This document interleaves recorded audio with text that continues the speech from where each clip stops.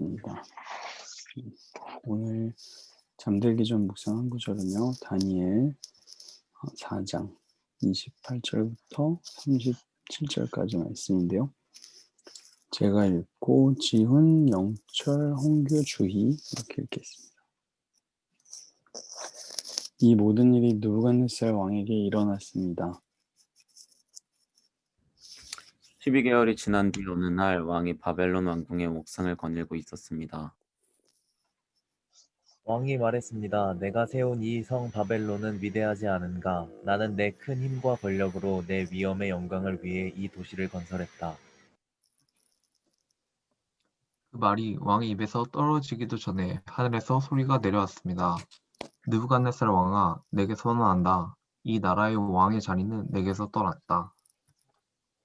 너는 사람들에게 쫓겨나서 들짐승과 함께 살며 소처럼 풀을 먹을 것이다. 내가 이렇게 7대를 지내고 나면 높고 높으신 분이 인간 나라를 다스리시고 누구든지 그분이 원하시는 사람에게 그 나라를 주신다는 것을 알게 될 것이다. 바로 그때 느부갓네살에게 말씀하신 것이 이루어졌습니다. 그는 사람들에게 쫓겨나 소처럼 풀을 먹었습니다. 그 몸은 하늘 이슬에 젖었고 머리털은 독수리 깃털처럼 길었으며 손톱은 새 발톱처럼 자라났습니다. 정해진 기간이 지나 나 느부갓네살은 하늘을 우러러 눈을 들었다.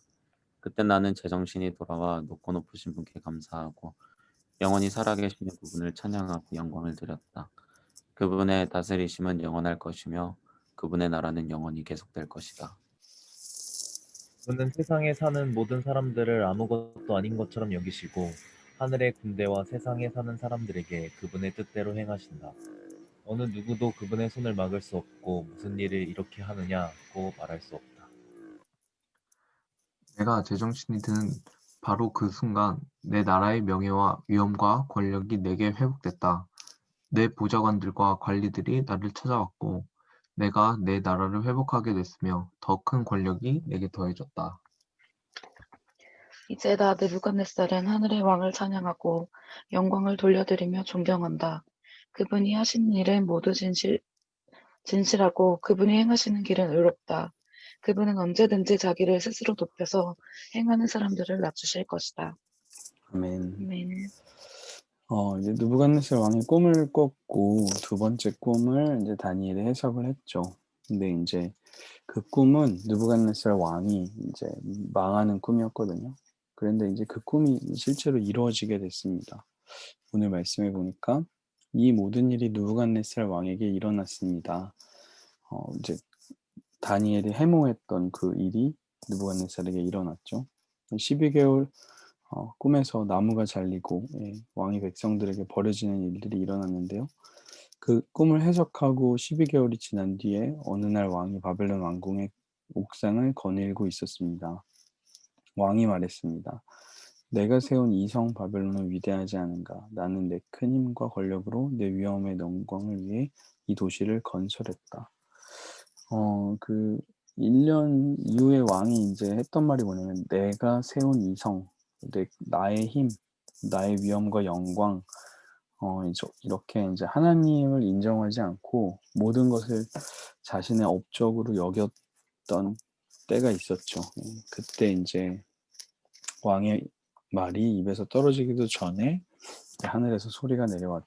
느부갓네살 이제 꿈이 현실이 된 계기는 이렇게 왕의 교만함이었습니다. 그래서 느부갓네살 왕에게 이제 너의 왕의 자리는 너에게서 떠났다.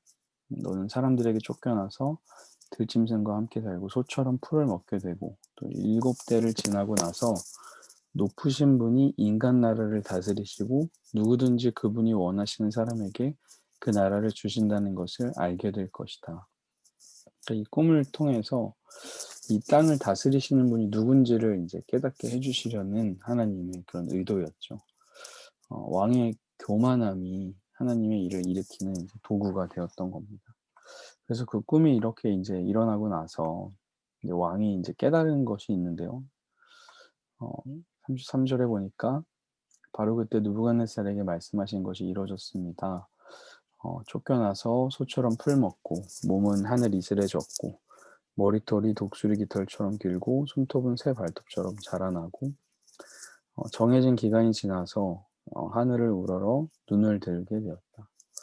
그러니까 그때 이제 뭐 하늘을 쳐다봤다 이런 표현이 아니고 왕의 관점이 오직 나만을 위해 보던 관점이 이제 하나님을 바라보는 그런 눈으로 이제 세상을 바라보는 눈이 바뀌게 된 거죠. 그래서 제정신이 돌아와서 높고 높으신 분께 감사하고 영원히 살아계시는 그분을 찬양하고 영광을 드리게 되었습니다. 그러니까 왕이 관점이 바뀌면서 하나님께 감사하고 찬양을 올리고 또 영광을 올려드리게 된 거죠.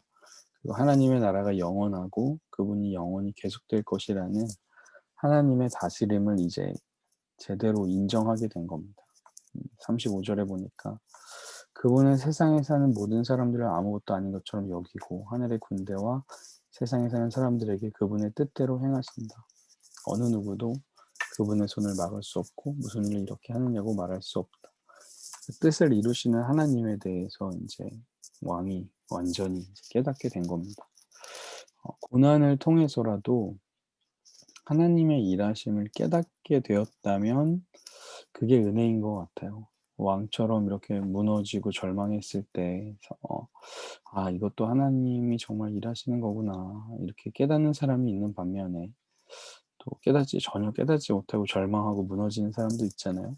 그런 거에 비하면 왕은 하나님의 크심을 깨닫게 된 아주 큰 은혜를 받은 사람이죠.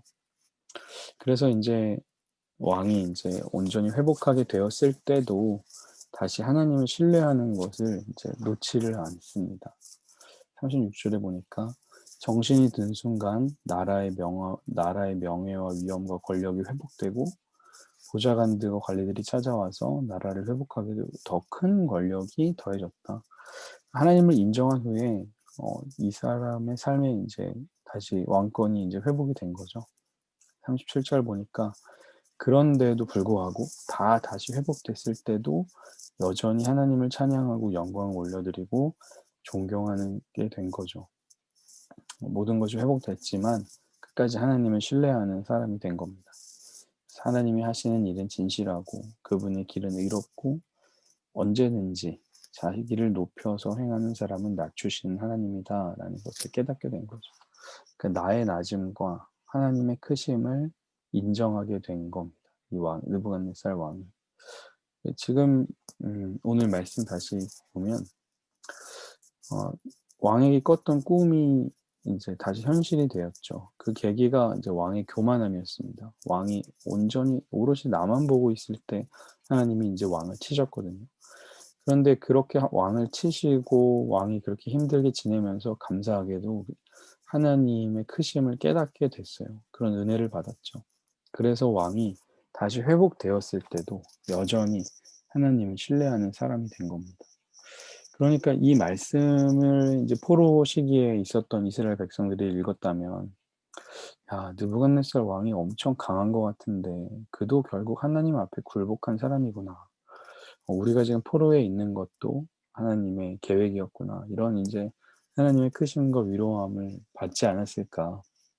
오늘날 우리에게도 마찬가지죠. 우리가 알 수 없는 많은 어려운 일들, 또 이해할 수 없는 일들 많이 있지만 하나님의 크심을 바라볼 수 있게 되는 그런 말씀이 아닌가 그런 생각을 했습니다. 그래서 우리에게 던지고 싶은 질문은 그 크신 하나님을 인정하는 것이 과연 나의 삶에서 어떤 모습으로 드러나는가. 왕은 회복된 이후에도 하나님을 신뢰했는데 우리는 어떻게 일어났는지 우리에게 질문을 던져봤으면 좋겠습니다. 나의 작음과 하나님의 크심을 기억하는 우리가 되기를 간절히 소망합니다. 네, 반갑습니다. 우리 기사경 이제 진자매도 왔네요. 네, 기도하겠습니다. 하나님 감사합니다. 자꾸만 낮아지고 자존감이 또 무너져가는 우리들이지만 우리를 교만한 모습으로 두지 마시고 우리를 낮추시며 또 우리를 낮추신 것을 통해서 하나님의 크심을 드러내시고 그 하나님께서 우리와 늘 함께 하시는 분이심을 또 깨닫게 하시는 그 하나님의 은혜를 기억하며 살아가는 우리들 되게 하여 주옵소서. 자신을 높이는 자를 낮추시고 또 낮추는 자를 높이시는 그 하나님을 신뢰하며 하나님 앞에 겸손히 또 사람들 앞에 또 겸허히 하나님의 은혜를 구하며 살아가는 우리들 될 수 있도록 인도하여 주옵소서. 이 밤에도 평안함 주실 줄 믿습니다. 감사드리며 예수님의 이름으로 기도합니다. 아멘. 수고하셨습니다. 아멘. 감사합니다. 감사합니다. 감사합니다.